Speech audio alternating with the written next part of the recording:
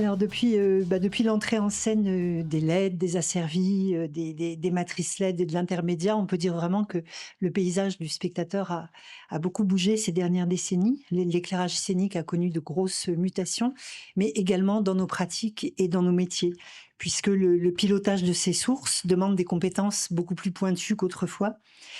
Et on peut dire que 2 décennies à peine nous séparent de la logique, un projecteur, un circuit, alors qu'aujourd'hui on a des sources qui ont facilement 50 paramètres, quand c'est pas 384 si on parle du Svopat de chez Robé par exemple.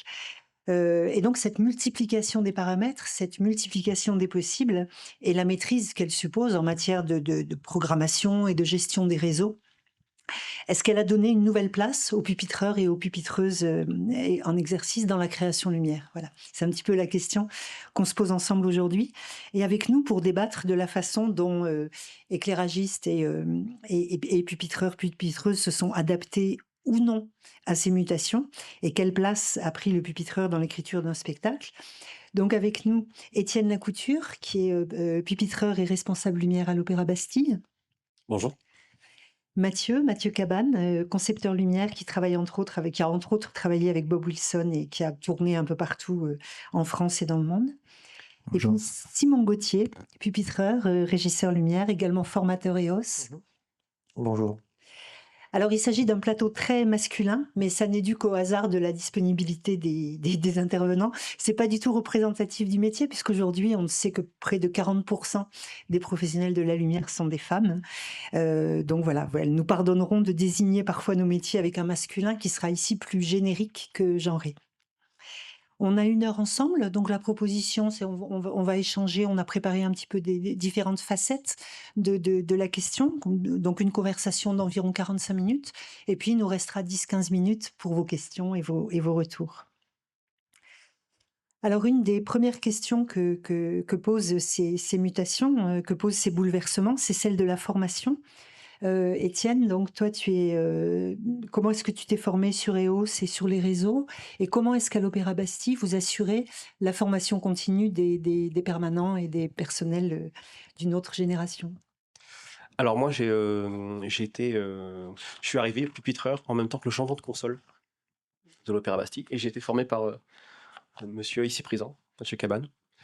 Sur les réseaux, on est formé au fur et à mesure aussi. On a des formations externes et internes.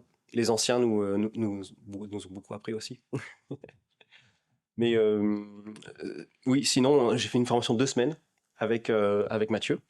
Et après, on a été assisté pendant 1 mois et demi, 2 mois, avec un formateur qui était là et qui nous assistait sur de l'éclairage directement, quoi. Directement avec un éclairagiste. On était sur le vif du sujet tout de suite, quoi. Ils nous ont accompagnés là-dedans. Et une formation continue, ça se fait tout le temps en fait, hein. À l'opéra, on est toujours obligé de suivre les avancées technologiques. Et puis voilà, quoi.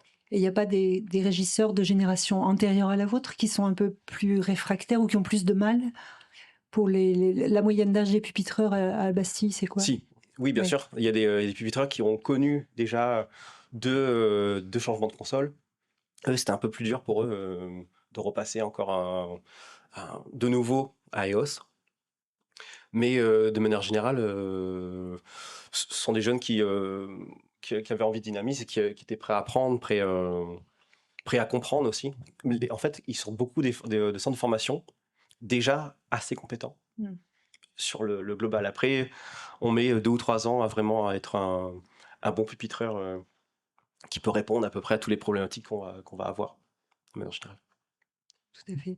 Toi, Mathieu, sur cette question de la formation, et comment est-ce que tu te tiens aussi au courant des dernières technologies dans ta pratique de concepteur? Alors, pour la partie formation, en fait, moi, je viens d'un parcours un peu atypique. J'ai été d'abord pupitreur lumière et en fait, mon attrait pour la lumière m'a amené à devenir concepteur lumière maintenant.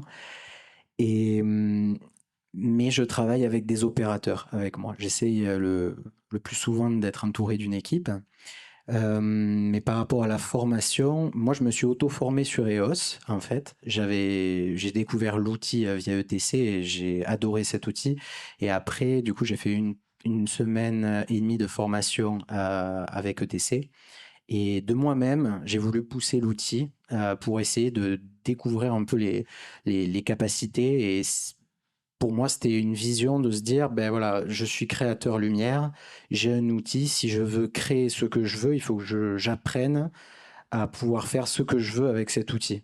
Donc pour moi, j'ai vraiment mis l'accent sur ça dans ma phase un peu d'apprentissage. Et que ce soit sur EOS ou sur Gramma, par exemple. Toi, Simon, tu es formateur et tu as fait de la formation, de la primo-formation, mais également de la formation continue. Ouais, alors moi j'ai été formé par Mathieu aussi à l'Opéra Comédie à Montpellier. Et ensuite, c'était peu de temps après ma formation continue à moi en fait de reconversion dans le milieu du spectacle vivant. Et par le biais de l'opéra, du coup, ça m'a permis d'être pupitreur et d'être pendant des phases de création avec l'éclairagiste aussi, ce qui m'a appris le métier de pupitreur au-delà de la connaissance de la console, qui sont deux choses bien différentes à prendre en compte. Et du coup, je suis devenu formateur assez récemment. J'ai pas encore beaucoup de sessions à mon actif, j'en ai 4, je crois. Et il y a d'un côté des formations longues de gens qui vont accéder au métier et donc ils sont en train de finir de se former. Et je termine leur formation par un module EOS d'une semaine. Et il y a l'autre partie, plutôt formation AVDAS, financée AVDAS, de professionnels qui viennent se former à la console, parce que comme dans plein de lieux de théâtre, ils achètent la console, puis après ils se forment évidemment dessus. Donc voilà, il y a ces deux cadres-là avec ces deux populations, on va dire, en formation. Et du coup, c'est pas tout à fait les mêmes enjeux, les mêmes manières aussi, je trouve, de former ces deux publics-là. Et vous faites tous les deux beaucoup de tournées. Est-ce que ça vous arrive parfois de tomber sur des pupitreurs qui en savent moins que vous sur la machine? Et comment est-ce que vous gérez ça? Moi, ça m'arrive pas mal. Ça dépend en termes de machine pure, on va dire, de projecteur. Si on est sur un kit qui est le leur et qu'on prend, du coup, en général, ils sont plutôt calés dessus parce qu'ils le maîtrisent et ils le pratiquent souvent. Quand c'est de la location et qu'ils découvrent, en soi, je trouve que ça change pas grand-chose. Moi, je découvre aussi plein de machines au fur et à mesure. Ça me change pas ma conception du pupitre, en fait, et de comment faire du pupitre. Donc, souvent, c'est plus sur la console et comment ils la traitent, eux, où j'ai des différences et où je vais assez régulièrement leur dire: «Ah ouais, OK, toi, tu fais comme ça, moi, je vais plutôt le faire», et expliquer. Et souvent, c'est un peu du: «Ah ouais, OK, cool, OK, super, je voyais pas les choses comme ça, j'avais pas bien compris». Et donc je vois pas mal de lacunes des fois où j'ai l'impression que c'est du basique. Et je sais pas si ça vient des formations qu'ils ont fait, de l'utilisation qu'ils en font surtout. Je pense qu'il y a plein de lieux où c'est pas très exigeant non plus des fois dans l'encodage. Et donc de temps en temps de donner des petits tips et puis de transmettre aussi, même si c'est pas un moment de formation, ça m'intéresse toujours aussi de me nourrir d'eux et de leur donner un peu ce que j'ai moi de mon côté, quoi. Donc ça arrive assez régulièrement, ouais. Moi, je pense que dans cette période, on a une grosse transition au niveau du métier de pupitreur lumière, parce que la transition LED a fait que on a moins de temps de réglage sur un plateau.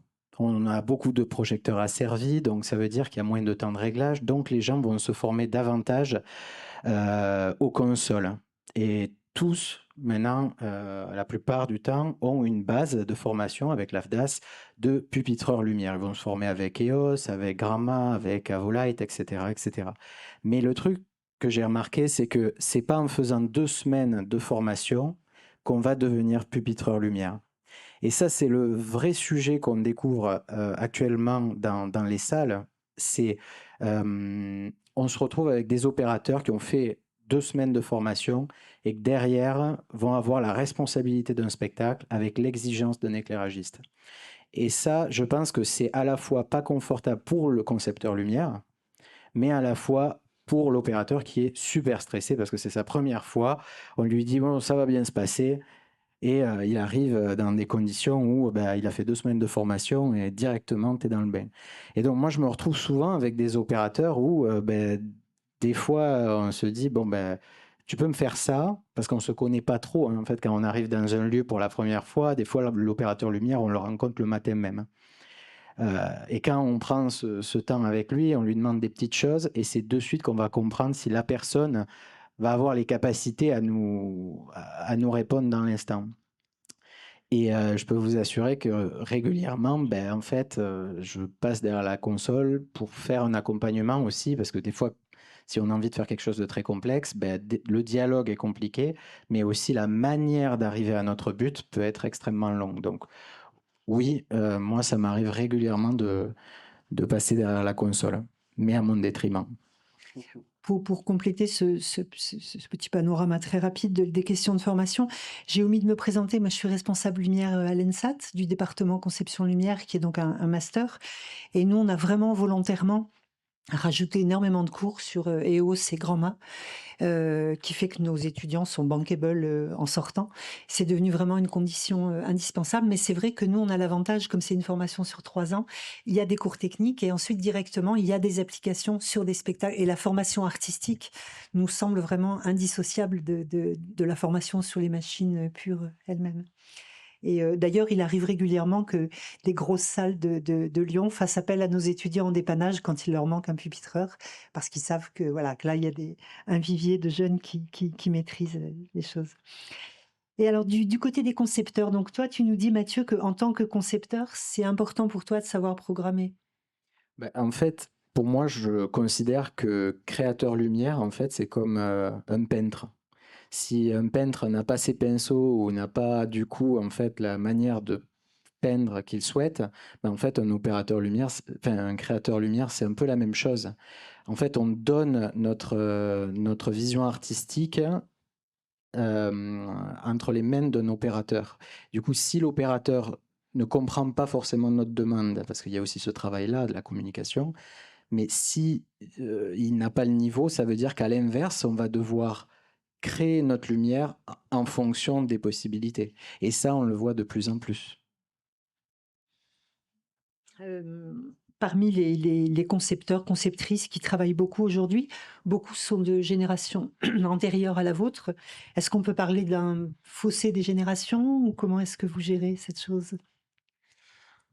À l'opéra, on en croise beaucoup, de différents âges. Il n'y a pas vraiment un fossé, en fait. Bien souvent, on a affaire à des gens qui savent de quoi ils parlent, quand même. Après, c'est sur leurs demandes. Oui, effectivement, on est sur des demandes qui sont plutôt traditionnelles. Mais en fait, nous, je trouve, le pupitreur peut être aussi au service de l'éclairagiste. Il n'est pas forcément obligé d'être très bon technicien, selon moi. Et tu peux, hein, très clairement, ça peut aider, bien sûr. Mais lui, son rôle, c'est d'avoir une vision, et nous, c'est de pouvoir la réaliser. Et un pupitreur peut vraiment être d'une grande aide pour ça. Il, est un peu il peut avoir le rôle de l'assistant éclairagiste. Donc, oui, c'est important. Il y a pas vraiment de fossé, mais disons qu'il faut quand même accompagner, voilà, tout doucement certains éclairagistes. Ah, il y en a certains qui arrivent, mais qui ont tout fait. Leur spectacle, il est prêt, il est en 3D, il n'y a pas de problème, ils ont toute la salle, ça, il n'y a pas de souci. Il n'y a pas grand-chose à faire. Mais on peut quand même accompagner les anciennes générations. Tu reçois aussi beaucoup de lighting designers qui viennent de l'étranger, j'imagine. Et donc, est-ce que tu vois une différence d'approche suivant les pays d'origine des concepteurs, conceptrices? Non, pas un truc que j'ai ressenti en tout cas. On a souvent des Suisses allemands, effectivement. Mais en fait, à l'opéra, on est toujours face à des gens qui ont l'habitude de gérer des gros shows, voilà, ils arrivent rarement en se disant qu'est-ce que je vais faire. Donc, ils ont une méthode, on est là pour les accompagner. Mais c'est vrai qu'il y a le fossé, c'est plus dans la façon de travailler. On va travailler nous en tracking. Je sais pas si peut-être que vous connaissez. Et beaucoup vont travailler en Q-only. Peut-être on peut dire en 2 mots le tracking, le définir. Le tracking, oh là. Voilà. Le tracking, en fait, Demander à Dieu plutôt qu'à ses saints. On va allumer un projecteur, par exemple, dans la conduite, dans la Q1. On va composer d'autres Q. Et tant qu'on n'a pas dit à ce projecteur-là de s'éteindre dans les autres Q, du coup, il restera allumé, en fait. Plutôt que de faire, grosso modo, tableau par tableau et de devoir tout le temps le rappeler. Voilà. Donc ça, c'est vrai que c'est quelque chose qui n'est pas forcément compris aussi de tous les concepteurs lumière. Et du coup, en fait, quand on crée le premier tableau rouge et qu'on remet ce rouge dans la queue numéro 2, au bout de la queue numéro 3, on va dire, finalement, il doit rester. Mais oui, mais j'ai envie de le remettre quand même. Donc, en fait, ces méthodes-là dépendent justement de la collaboration avec l'éclairagiste et permet aussi de faire gagner en sorte du temps quand on arrive à Beaucoup de parler temps. le même langage. Oui, énormément de temps. Ça, on a réussi à gagner du temps à l'opéra, par exemple. Ils vont travailler en Q-only. Donc, comme il disait, vraiment, il y a un changement. Ils veulent pas que ça découle sur le reste. Donc, du coup, à chaque fois, c'est Q par Q. Ça, c'est quand même une perte de temps assez conséquente. Nous, on travaille à 2 consoles. Il y en a un qui va être sur la conception live de l'état lumineux qu'on voit sur scène. Et l'autre va être sur le blind. C'est une façon intéressante de travailler parce que lui, du coup, il peut travailler et dire ici, il faut bloquer, ici, il faut pas que tu enregistres faut que tu enregistres en Q-only, il peut voir les conséquences, en fait, réellement. Et on peut aider très facilement le créateur à aller beaucoup plus vite. Mais ça, il faut qu'il accepte Mm. aussi. Ça, c'est vraiment donc il y a un écart de génération, il y a un écart générationnel là-dedans, des fois. Mais sinon, pas vraiment dans comment pupitrer, quoi. C'est Mhm. juste vraiment comment enregistrer des cues. Ils ont peur. Ouais. Simon, dans nos échanges préparatoires, tu avais parlé un petit peu de cette question de comment trouver un langage commun et comment être efficace pour dicter les souhaits que l'on a quand on est concepteur, Ouais. conceptrice. Et ben, du coup, ça c'est vraiment un truc, quand je faisais beaucoup d'accueil à l'opéra, du coup, c'est là où je m'étais rendu compte que le dialogue avec l'éclairagiste, c'est primordial, mais on se découvre. Donc en effet, il y a une phase, comme tu disais tout à l'heure, voilà, comment dire, d'où on s'appréhende, quoi, l'un l'autre, de se faire confiance, que l'éclairagiste puisse faire confiance au pupitreur en se disant: «OK, j'ai quelqu'un de bon avec moi, je peux me permettre d'aller peut-être plus loin, de profiter de ça justement pour nourrir ma lumière autrement, plutôt que d'être bridé comme tu dis. Maintenant que je fais que de la tournée, mine de rien, j'ai la chance d'être avec des éclairagistes que je connais. Je suis souvent avec les mêmes et des éclairagistes qui en plus ont de l'appétence pour la technique et la console. Néanmoins, j'en ai rencontré aussi qui c'était pas leur truc et même, Bob Wilson en tournée, c'est pas un technicien du tout, c'était un pur concepteur, bon, bah, il a une équipe technique autour et nous on répondait à ses demandes. Mais en soi, il y a vraiment ces 2 tableaux-là et de mon expérience, je crois que c'est une question de savoir où est sa place et essayer de me traduire au mieux la volonté du concepteur, tout en étant force de proposition aussi sur une manière de faire les choses et potentiellement d'organiser sa console. C'est est-ce que tu vas réutiliser ça souvent? Est-ce que du coup je le mets quelque part dans une petite boîte et prêt à ressortir? Comment est-ce que moi je vais pupitrer en fonction de l'éclairagiste avec qui je bosse? Ou est-ce que en tant que pupitreur, je vais plutôt imposer ma manière de faire? Et je pense qu'il faut être un peu dans le juste milieu en permanence dans ces trucs-là, d'être toujours à l'écoute, prêt à proposer, savoir quand la proposition n'est pas judicieuse ou au bon moment. Un concepteur qui est en train de réfléchir à trouver une solution, on peut intervenir à un moment et dire: «Moi, j'ai peut-être une idée, mais pas en prenant ta place. Une idée, là, je vois dans, mes pages, là, je vois un truc que peut-être tu as zappé, que tu es passé à côté» et là, c'est un soutien et du coup, que ça soit vieille école ou pas, finalement, je pense que c'est là où le pupitreur se pose en vrai métier de pupitreur et un petit peu d'assistant maintenant et ça, je pense qu'on va y revenir, mais de bosser avec le même éclairagiste et d'être une team en fait où on se connaît, ça permet d'aller beaucoup plus loin, beaucoup plus vite et d'être en préparation de tournée, de OK, qu'est-ce que tu vas prendre comme machine? OK, je vais adapter mon show file et voilà et tout anticiper quoi et d'être en lien direct avec l'éclairagiste. Le problème, je pense, d'un concepteur, c'est quand il arrive, il sait pas qui va avoir avec lui, à la console. Potentiellement, il va changer de pupitre 3 fois pendant la prod, parce que, il y a aussi les horaires, le planning, ce qui est bien normal. Mais du coup, ben, si un matin c'est efficace, le lendemain c'est plus lent, et cetera, il faut qu'il deal avec et là-dedans, c'est aussi la formation, je pense, qui revient et surtout, je trouve l'aspect de, je reviens dessus, mais le fait que pupitreur, c'est un métier, savoir manier une console, ça ne l'est pas pour moi. C'est un outil qu'on utilise certes, ton métier, il est différent, c'est d'être pupitreur et à ce titre, ça englobe un peu tout ça, je trouve, dans la prep et le langage avec l'éclairagiste, en effet, ouais. Oui, oui, tu évoques là la dimension des qualités humaines et artistiques et relationnelles Tout à fait, du ouais, pupitraire qui sont exactement. essentielles en effet, oui. Mmh mh. Oui, oui. Euh, est-ce que vous recevez parfois des demandes absurdes ou irréalisables de la part de concepteurs, conceptrices? C'est un metteur en scène qui m'a demandé de faire du gris en lumière et j'ai pas su le faire. Un grand café dans une petite tasse. Ça peut arriver. Alors, sont des métiers qui, avec ces nouvelles compétences demandées, hein, souffrent souvent d'un manque de temps. Si les asservis permettent aujourd'hui, tu en parlais, de gagner sur le temps de réglage, bah, c'est autant, enfin presque autant de temps à paramétrer les mouvements et la couleur des sources. Est-ce qu'il vous semble qu'on dispose d'assez de temps pour encoder la conduite aujourd'hui?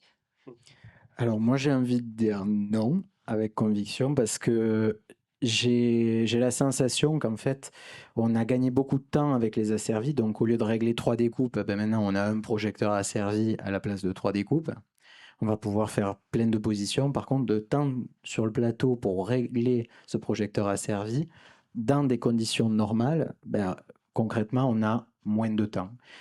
Euh, et moins de temps, ça engendre beaucoup de stress aussi, que ce soit pour l'éclairagiste, mais aussi pour l'opérateur lumière, parce que quand on n'arrive pas à répondre à la demande de l'éclairagiste, je peux vous dire, il y a un peu de stress derrière aussi.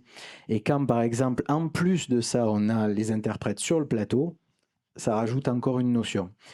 Donc, je pense que le temps, on en manque un peu, mais je pense qu'on n'a pas aussi, comment dire, la vraie considération du temps que prend une matinée de conduite lumière.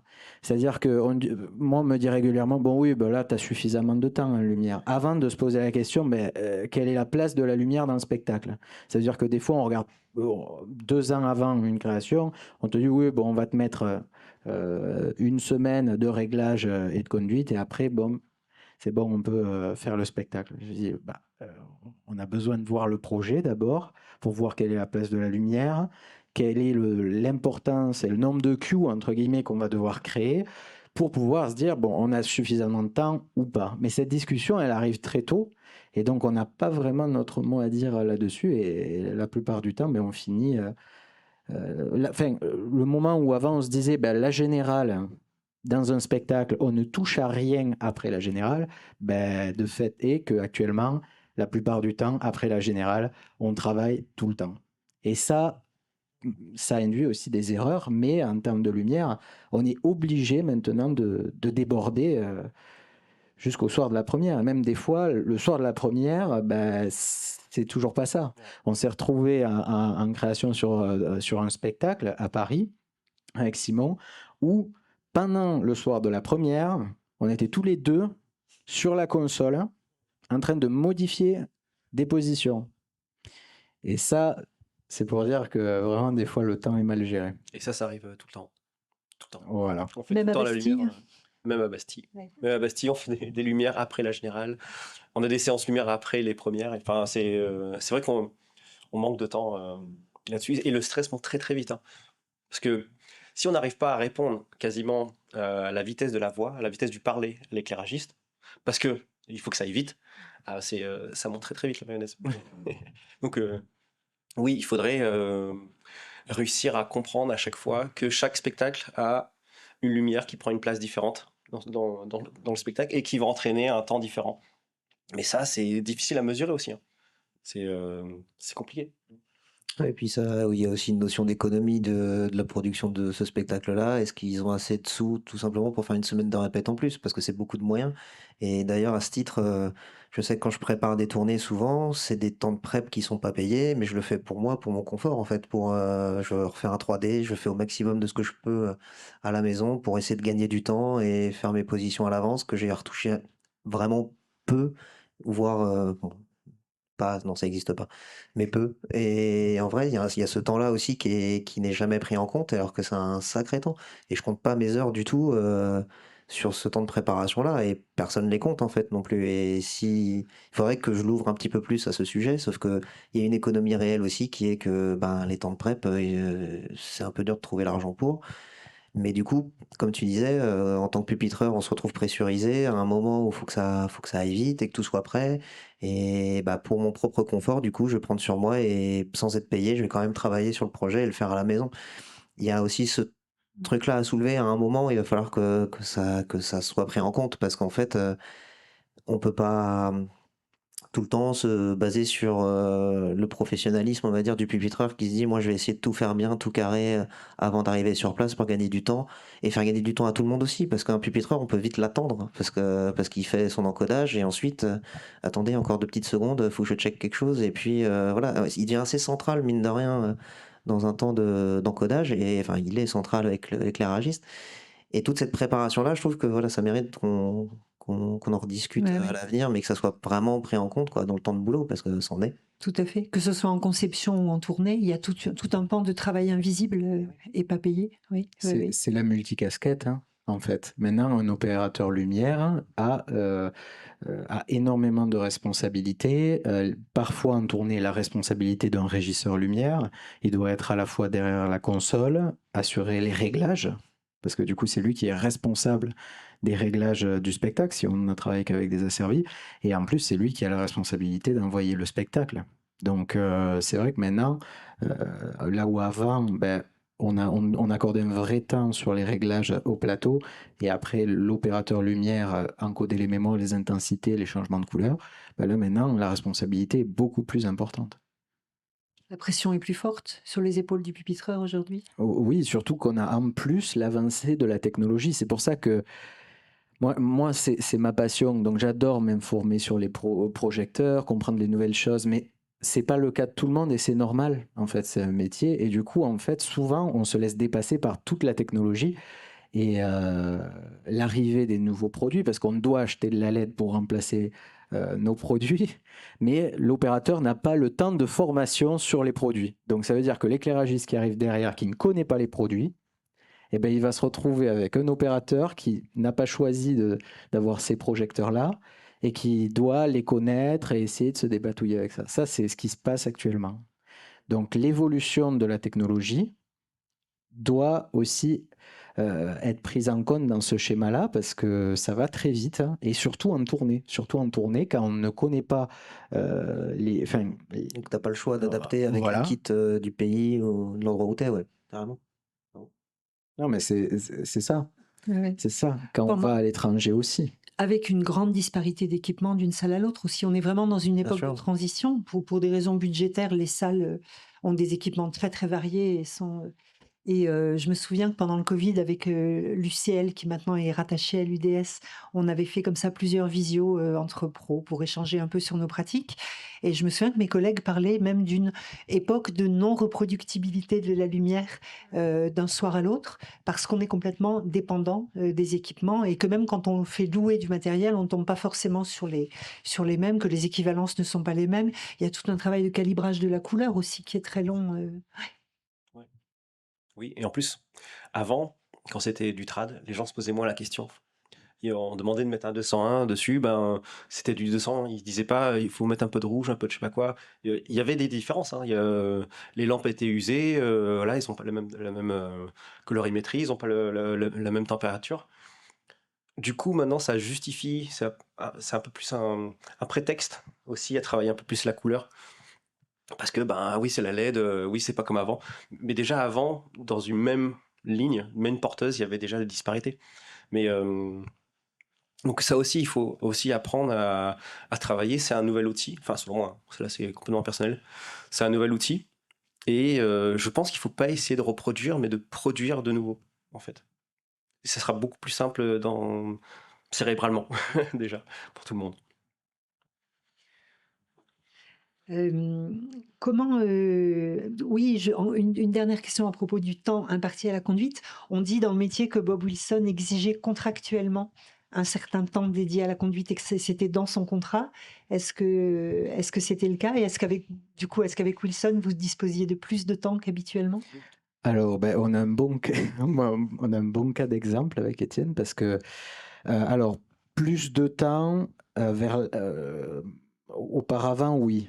Vers la fin, pas forcément. Plus de moyens, oui. C'est-à-dire que moi, je me suis retrouvé à aller à l'Opéra de Paris pour Turando en urgence parce que il avait demandé justement que je vienne parce qu'il y avait des soucis de rapidité, de temps, enfin tout ça, c'est quelqu'un qui n'aimait pas attendre.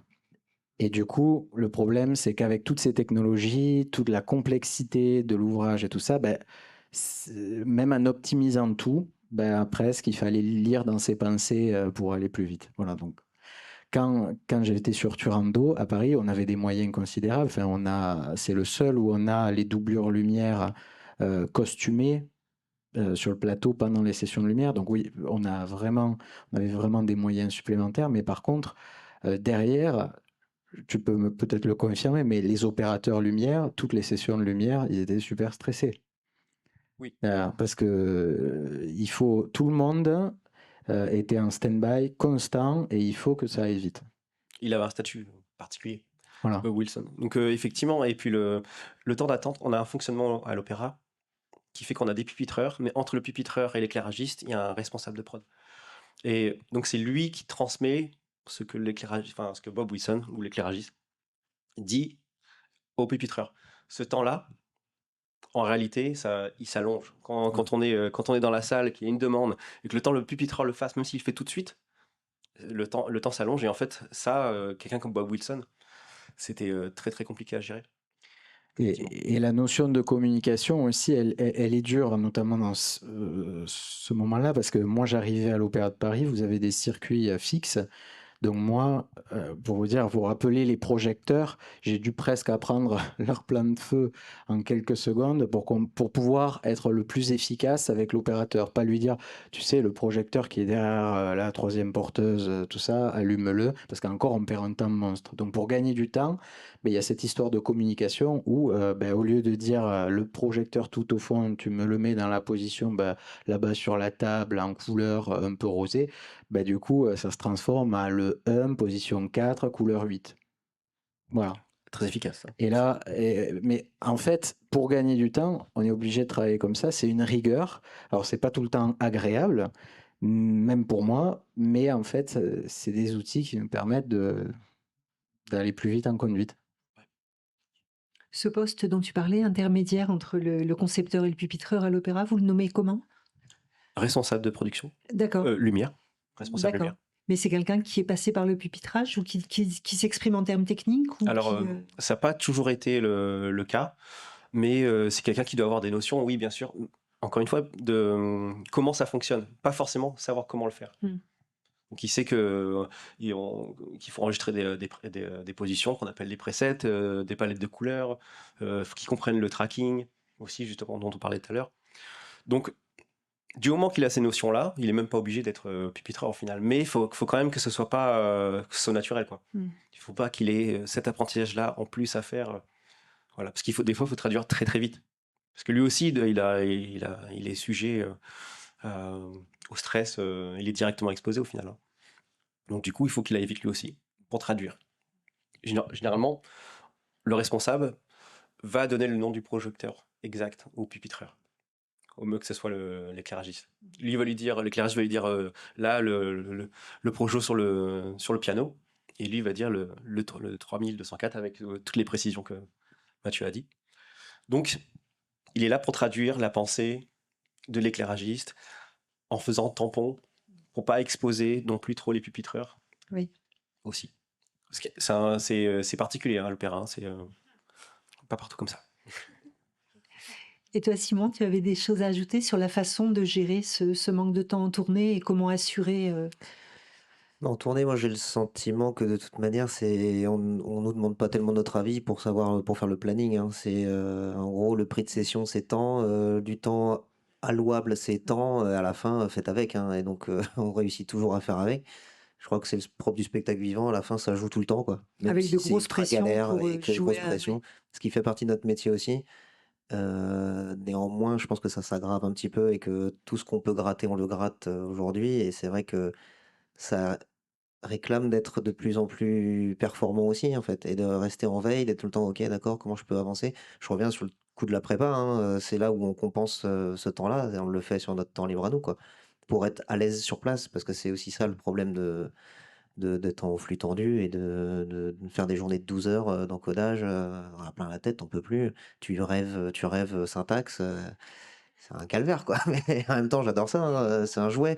C'est un jouet que j'adore, en fait, la console. Mais néanmoins, c'est quand même exigeant. Et c'est vrai qu'en tournée, t'es quand même dépendant de l'économie, je pense, à la fin, quoi. Il nous faut tant.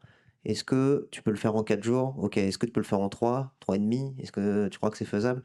Et ça revient tout le temps cette question-là, que ça soit sur des petits projets à J-1, est-ce que ça peut être un jour J si on fait un pré-montage d'abord et que tu arrives, tu commences par le réglage? OK, ouais, peut-être. C'est voilà, ça dépend des configurations, mais en soi, on reste assez dépendant de ça, je trouve, quoi. Mmh.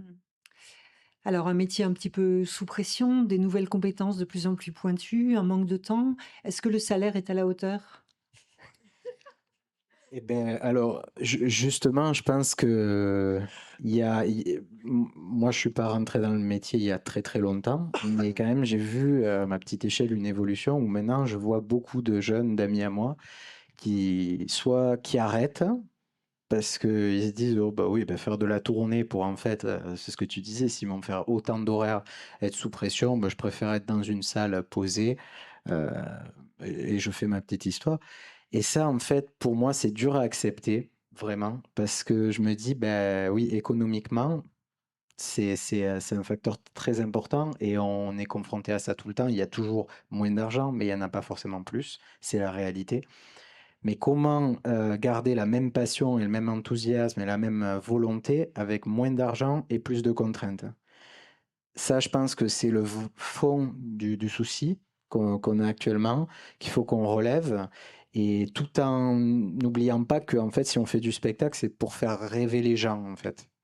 Donc, si nous, on perd un peu cette flamme, ben, je pense que c'est dommage. Donc, voilà, sachant que oui, la notion de l'argent, ben, c'est pas à la hausse. On a des grilles de salaire qui ont très peu bougé là depuis 15 ans quasiment. Oui, et Ouais. puis les augmentations, personnellement, elles sont pas de beaucoup. On peut le voir, enfin, souvent dans des structures fixes publiques. Moi, j'ai beaucoup d'amis qui sont chefs électro, qui ont beaucoup de difficultés à garder des opérateurs performants, à recruter avec leur grille salariale dans des très grosses maisons.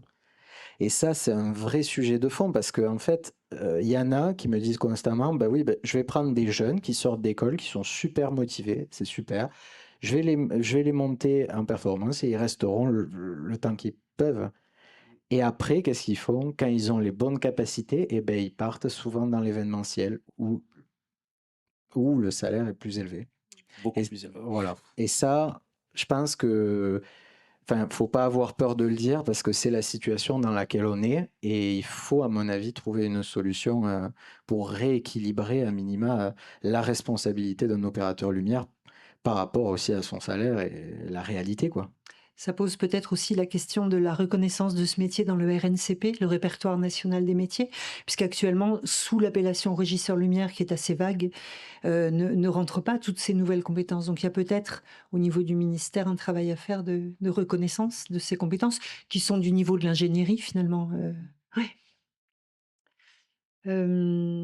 Je reviens un petit peu sur ces questions de communication. Comment est-ce que vous faites à Bastille pour la transmission lorsqu'un pupitreur prend la suite le lendemain matin, par exemple? Il y a énormément de paramètres, d'univers, d'informations à transmettre. Comment est-ce que vous gérez ça? Alors, on a dû mettre en place des méthodes pour que, en fait, ça soit toujours pareil, toujours fait pareil. C'est-à-dire que ce qui est difficile quand un pupitreur suit un autre pupitreur, c'est d'avoir des méthodes différentes. Genre, par exemple, un temps particulier. Il y en a qui vont mettre un temps particulier sur le projecteur et il y en a un qui va mettre qui va créer une part. Et en fait, le secret pour pouvoir transmettre, c'est de toujours avoir la même façon de faire. Une façon un peu de maison, quoi, un peu comme les brigades en cuisine. Voilà, on a une façon de faire, et du coup, l'autre, il n'a même plus à réfléchir. Il sait très bien le lendemain matin ce qui a été fait. Il a besoin d'avoir une relecture, voilà. Toujours la même méthode d'enregistrement des positions, toujours la même méthode pour les palettes de couleurs. Enfin, avoir quelque chose de redondant, de protocolaire, qui fait que n'importe qui, n'importe quel pupitre, puisqu'on est 10 à l'opéra. Sur une semaine, un spectacle, il peut avoir les 10 quoi, différents. Donc, il était important que ce soit simple aussi. Donc, on a mis du temps à créer une interface, à créer des macros, parce que c'est un peu le trésor caché des pupitreurs, les macros. Voilà. Et depuis, on voit que c'est un truc qui roule, quoi. Et, quelqu'un de plus ou moins bien formé, plus ou moins bien à l'aise, va réussir à envoyer une séance lumière, sans trop de problème. Donc c'est comme ça, c'est en mettant des protocoles. Et vous, Simon ou Mathieu, ça vous est arrivé en tournée d'avoir successivement des pupitreurs qui avaient un niveau très différent et comment est-ce que vous gérez ça? Là, moi, de mon côté, en tournée, c'est moi qui pupitre. Donc, du coup, je suis maître de ma console et de mon univers. Donc, voilà. Par contre, ce qui m'est arrivé il n'y a pas longtemps, c'est de ne pas pouvoir tourner avec un spectacle sur lequel je suis tout seul. Et en fait, t'as une volonté aussi du lieu d'accueil, de faire un peu d'économie au lieu de me payer, on va dire, et d'envoyer quelqu'un d'autre. Et en fait, quelqu'un que je ne connaissais pas, qui ne connaissait pas le spectacle. Et c'est aussi des fois, pardon s'il y a des directeurs techniques qui sont là, mais qui, je pense, parfois ne prennent pas en compte suffisamment la complexité potentielle du projet. Parce que ça peut être, oui, au fait, allô, t'es dispo? C'est pour remplacer le gars qui peut pas venir. T'inquiète, le show, il existe, il va te l'envoyer. Et puis, t'inquiète, ça le fait, le plan de feu, il est pas énorme. Sauf que moi, ce spectacle, typiquement, il y a plein de petits twists dans la conduite où, ben ouais, il faut que je te briefe, il faut qu'on s'appelle, il faut que je te refasse un 3D, que je t'envoie le truc. J'ai retravaillé 2 jours dessus, en fait, pour faire une passation à quelqu'un que je connaissais pas, qui ne connaissait pas le spectacle. Et c'est inconfortable pour tout le monde. Et à la fin, du coup, c'est le directeur technique qui, en voulant bien faire, hein, ça, j'en doute pas une seconde, mais qui finalement se met lui aussi un peu en porte-à-faux de ah, peut-être que j'ai mal vu le truc. Et finalement, en voulant peut-être gratter un peu quelque part, bah, tu perds aussi vachement en temps. Ils se retrouvaient avec des galères au final. Coup de téléphone à 18h30, 19h, je bossais en plus. Et ah oui, ok, qu'est-ce qui se passe? Et du coup, je suis à distance, je comprends pas ton problème. Et en fait, on crée des pannes là où en fait, en voulant réduire un petit peu le coût ou en voulant simplifier ce qu'on croit en fait, et voilà, des fois, c'est pas possible parce que oui, je suis pas dispo, je peux pas y aller, OK. Mais à ce compte-là, pourquoi tu me demandes pas quelqu'un que je connais moi, qui peut me remplacer, qui connaît l'esprit de la pièce? Enfin, plutôt que de m'imposer quelqu'un d'autre, en fait. Et là, on va créer potentiellement des problèmes. Et c'est pas contre la personne qui me remplace. Au contraire, j'ai essayé d'être le plus bienveillant possible et de lui mâcher le travail au maximum parce que pour elle, c'était aussi hyper galère, en fait, de se retrouver avec un show dans les mains qu'elle connaît pas. Et OK, les labels, de MeQ étaient bien faits, tout était plutôt clair, mais il y a des petites nuances de temps en temps où, bah, si tu l'as pas fait et que tu l'as pas dans les doigts, ça va être compliqué, quoi. Donc voilà, il y a aussi ce truc-là de doublons et moi, je sais que je cherche des doublons de personnes qui seraient capables de refaire les prods sur lesquels je bosse si je peux pas les faire, en fait, et c'est assez compliqué aussi de trouver ces gens-là.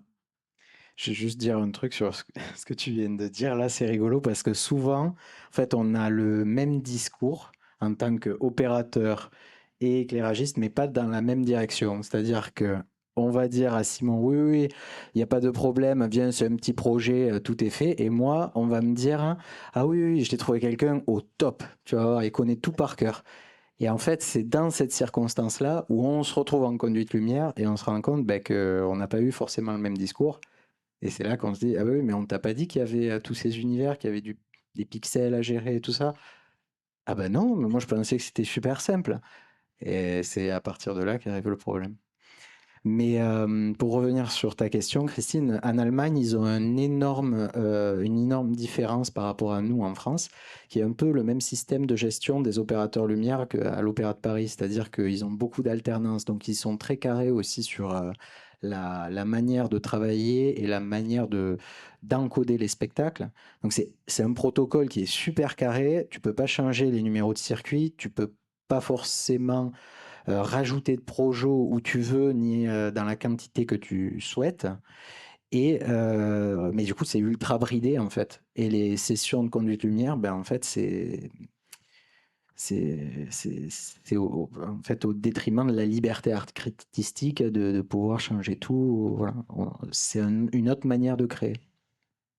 Tout à fait. C'est ce que me disait Suzanne, Suzanne Offerman, qui a longtemps été l'assistante d'André Dio, et qui me disait qui regrettait une approche très technicienne en fait de la lumière en Allemagne. C'est exactement ça, ouais. Alors le temps passe vite. Peut-être une dernière question avant de passer à vos questions et retours. Alors du coup, le pupitreur, un technicien, un interprète, un artiste? Un petit peu tout ça à la fois, mais je sais pas dans quelle proportion. Je pense que ça dépend des gens, ça reste du spectacle vivant, donc de l'humain, donc chacun a son approche aussi du pupitre et de sa manière de le faire. moi, je sais que j'ai la mienne, j'ai ma manière de me comporter aussi, ou d'essayer d'être à l'écoute, ou enfin voilà. J'ai aussi mes humeurs comme tout le monde, que quand c'est le quatrième jour de 12 heures de boulot, ça commence à tirer et j'ai moins de patience aussi. Moins de patience au pupitre, ça se ressent très vite. Au lieu d'y aller doucement pour monter un projo, ça va être aller à full direct, pas le temps, fait chier. J'enchaîne quoi. Et il y a aussi tout ce paramètre-là qui rentre en ligne de compte. Je pense que c'est avant tout quand même technicien. C'est aussi je pense, je suis attaché au fait qu'on ait été électro, qu'on ait été à plusieurs postes de la chaîne lumière avant de devenir pupitreur. Parce que je pense que quelqu'un qui va sortir d'école sans expérience de terrain et qui va être tout de suite pupitreur, il y a des choses sur lesquelles il va passer à côté, des compréhensions qu'il n'aura pas tout de suite. Et ça demande de l'expérience et ça s'invente pas. Il faut bosser, il faut se faire son expérience. Donc voilà, il y a un peu de tout ça et c'est au contact des éclairagistes, du coup, avec qui j'ai bossé, où petit à petit, je me forge un côté artistique où justement, en ayant vu d'autres choses, un concepteur lumière, je vais pouvoir peut-être essayer de l'aider parfois en disant, mais du coup, est-ce que si on fait ça comme ça, est-ce que ça sauve ton affaire ou pas? Parce que j'aurais eu d'autres expériences avant qui, donc voilà. Je pense qu'il y a un petit peu de tout ça. Ça reste technicien pour moi quand même à fond. Un peu geek maintenant avec les consoles et les usines à gaz que c'est. Et puis c'est cool, hein. Moi j'adore parce que je m'amuse. Faut avoir l'appétence pour la geekerie quand même. Et un éclairagiste n'est pas obligé, lui, de l'avoir, cette appétence. Donc en effet, on n'est pas des dactylos, on est des interprètes aussi, clairement. Donc voilà, c'est un petit peu tout ça, ouais. Il y a un détail aussi qu'on n'a pas évoqué, c'est la quantité d'écrans qu'il y a aujourd'hui. J'ai vu, moi, à l'Opéra de Massy, par exemple, le pupitre, il y avait 10 écrans. Et je lui ai dit, mais attends, on peut pas en enlever la moitié quand même, histoire que tu regardes un tout petit peu le plateau? Oui, c'est vrai, le fait de regarder le plateau, c'est ce que je vois en formation, moi, surtout sur les jeunes, c'est ils oublient qu'on fait de la lumière, en fait. Ils ont la tête dans un ordi, en fait, à pianoter.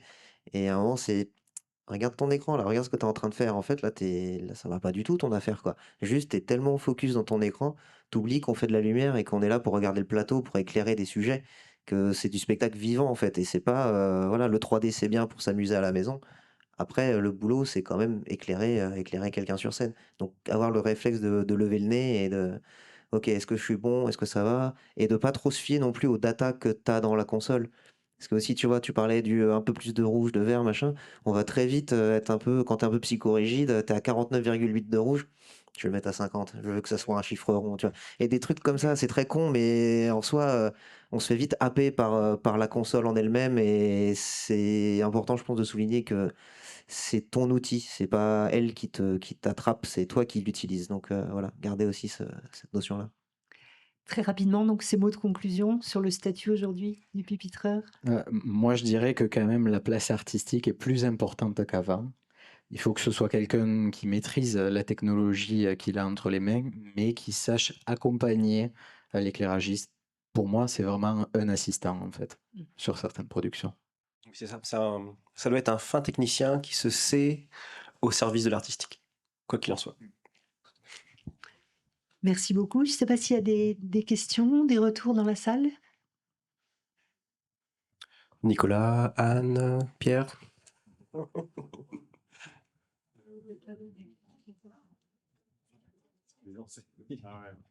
Bonjour. Bonjour. Moi, je dirais que c'est une vraie collaboration en fait maintenant. Enfin, bon, déjà avant, mais maintenant qu'il y a une vraie collaboration entre le créateur lumière et le pupitreur, entre guillemets. Voilà. Surtout moi maintenant, je suis complètement dépassé par les jeux d'orgue. Voilà.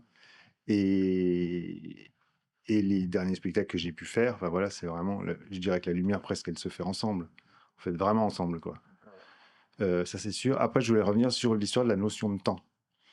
Parce que ça, c'est quelque chose voilà, auquel on est confronté, enfin plein de corps de métier sont confrontés. Et je dirais qu'avant, on avait des vrais services de réglage, on avait le noir dans la salle, on demandait le noir ou une pénombre, enfin ce qu'on voulait, on réglait les projecteurs, chaque projecteur avait des positions, tout ça. Maintenant, on a un peu tendance à se dire, de toute façon, on a des automatiques, bon, même en répète, on peut se les régler, de toute façon, on n'a pas à monter sur une échelle, on n'a pas à faire le noir et tout ça. Et ça rajoute énormément de stress au niveau des gens, puisqu'on est en répète, on a une position, clac, vite fait, il faut tout de suite régler là, que ce soit l'acteur, l'actrice ou le décor, il a déjà bougé, ça a déjà bougé. Il faut aller tout d'un coup très très vite parce qu'on n'a plus le temps de préparer les choses avant. Voilà. Et ça, Et le tout sans mettre dans le noir au plateau. ouais, Et alors en quand il plus, faut pas en plus faire une position non, mais spéciale de service entre guillemets voilà, intermédiaire, euh, et qu'en fait on n'arrête pas de pianoter et on va à 1000 à l'heure voilà, et qu'au final peut-être à la fin on rate et on perd du temps même. ouais. Et que tu enregistres la lumière de service dans la conduite et que tu le sais pas et Voilà, qu'après ça euh, apparaît. mais oui. Non, non, non, mais effectivement, et ça, je pense que la notion de temps, mais c'est pas que dans le, je pense, que c'est pas que dans le spectacle, c'est pas que dans la lumière, c'est un véritable problème. Moi, après, j'ai eu une autre casquette aussi où j'étais directeur technique. Je me suis toujours battu en disant qu'il fallait rajouter des services de lumière. Il fallait revenir, enfin, j'ai souvenir, moi, il y a 30 ans, plus de 30 ans, quand j'ai commencé, on avait des vrais services de lumière, par exemple en tournée. Parce que les gradateurs n'étaient pas les mêmes, il fallait adapter les courbes, les machins. On avait des vrais services de lumière au-delà du réglage. Maintenant, il n'y en a plus. Et la Il n'y en a plus. réponse qui nous sortent souvent en tournée, enfin, et ce que je trouve un peu aberrant, c'est que bah, tu vas faire une création avec 4 motorisés, tu vas dans un autre lieu, le directeur technique te dit, bah, il y a 4 motorisés, ça va. Enfin, mais la question de est-ce que c'est de l'additif, du soustractif, est-ce qu'on va devoir refaire la couleur, elle ne se pose pas cette Oui, question. oui, mais elle doit se poser. Oui, ah bah, là, je suis entièrement d'accord, Voilà. ouais. Moi, ça m'est déjà arrivé d'accueillir aussi des spectacles où les machines n'étaient pas les mêmes qu'à la création. Je dis voilà, mais par contre, je propose un pupitreur qui peut pré-encoder les choses, préparer tout ça pour gagner le maximum de temps. Bien sûr que ça demande du temps, quoi. Mais voilà, parce que je pense que dans la tête des gens, c'est aussi les automatiques. Bon, de toute façon, il va régler ça dans son coin vite fait, et on va pouvoir faire autre chose en même temps. Alors que c'est pas vrai. Il faut aussi avoir le noir au plateau, il faut avoir du calme aussi, parce que quand ça grouille de partout, enfin, vous voyez bien, c'est pas possible de travailler. Donc, voilà. Ouais. À l'opéra, on est confronté à ce genre de problème quand on prend un spectacle qui était encodé sur une autre console, une CompuLite. On fait une reprise, donc pour la direction technique considère que il est fait le spectacle et que ça va être méga rapide. Sauf qu'il faut tout réécrire, il faut tout refaire. Mais faut réfléchir. Ça, c'est pas la même chose du tout. Du tout. Donc oui, on manque de manière générale de temps. Après, à l'opéra, on a des vraies séances lumière où on est dans le noir. Ça, c'est sympa. C'est pas forcément le cas de tous les opéras, mais bon. Ouais. Non, mais en tournée, typiquement sur les Wilson, la répète, elle se fait. Enfin voilà, on fait les réglages en même temps que. Disons qu'on déroulait, enfin on déroule, et les acteurs sont. C'est pas des figures, les vrais acteurs sont là, à rester plantés sur le plateau pendant 6 heures, le temps que du coup on règle les presets. Et puis c'est du Wilson, donc si je veux allumer le verre là, il va être allumé le verre. Et il va vraiment pas déborder, donc ça va prendre du temps. Et ils sont là et ils bougent pas. Et surtout reste bien statique. Et t'oublie pas, dans ta position finale, quand tu seras en jeu, ça sera ici. Parce que si t'es là, ça le fait pas. Et après, ça c'est la lumière de Wilson. Mais en soi, il y a aussi cette exigence-là pour eux.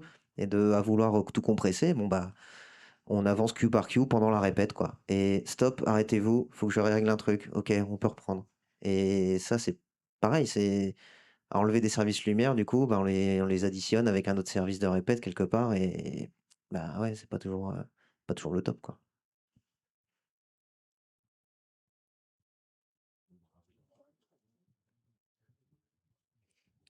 Bonjour, alors moi c'est vraiment une question parce que je me pose la question à la fois dans les opéras et dans les théâtres. Est-ce que le pré-encodage, justement, c'est devenu très courant ou pas? Parce que moi c'est vrai que dans le théâtre, non, dans l'opéra peut-être plus.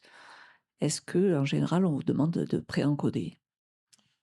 Alors, sur les spectacles que l'on retraduit avec la nouvelle console, oui, on pré-encode tout. Mais après, tous les projecteurs sont dans des positions, dans les numéros de preset, mais ils sont dans leur position homme. Il faut tout refaire. Donc ouais. Après, quand il y a des spectacles qui viennent, qui sont importés, souvent on a une conduite aussi, effectivement. Donc, de manière générale, ouais, on le fait. Mais les créateurs arrivent rarement avec... quand c'est une vraie création, ils arrivent rarement avec une conduite déjà préencodée. Mais parce que dans le planning d'accueil, vous n'êtes pas encore arrivé. C'est vrai que nous, en théâtre en tout cas, on a assez peu de services de préparation avant que la compagnie soit là. Et si on n'a pas de service de préparation, on ne travaille pas sur le spectacle, quoi. Donc, c'est assez rare. En fait, la notion aussi de préparation en 3D, je pense qu'elle est difficile dans le théâtre et dans l'opéra parce que peu de salles ont une représentation 3D juste de leur lieu. Et même si le lieu est bien modélisé en 3D, ben, le décor ne l'est pas forcément.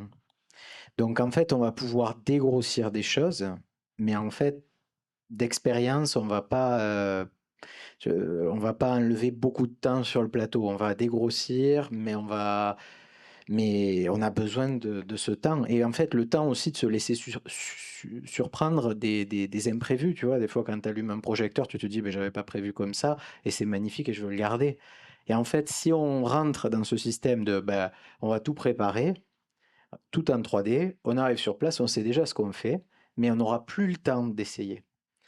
Et je vois que ça, on le fait de plus en plus, en fait. Et c'est là où moi, je l'ai amené aussi beaucoup à l'Opéra de Montpellier. Et je faisais beaucoup de productions où j'essayais de travailler en amont en 3D. J'arrivais sur place, je reproduisais du coup un peu ma 3D. Et à la fin, je me disais, ouais, c'est dommage, j'aurais bien essayé autre chose. Et ça, il faut pas qu'on le perde.